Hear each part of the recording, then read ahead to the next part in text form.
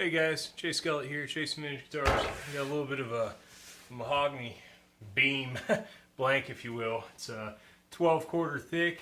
This is what I normally make my neck stock out of, but I'm a little low on 8-quarter, so I'm going to prep this and slice it up and make me a nice body blank out of it. So here we go.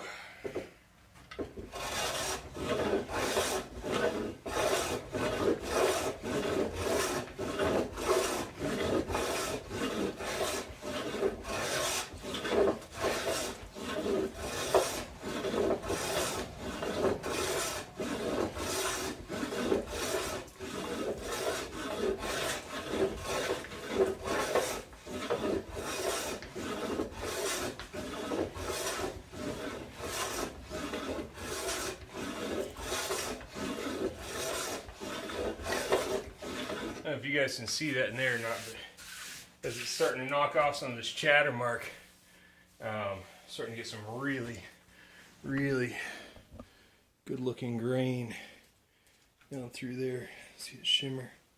That's nice stuff. All right, back to work for me.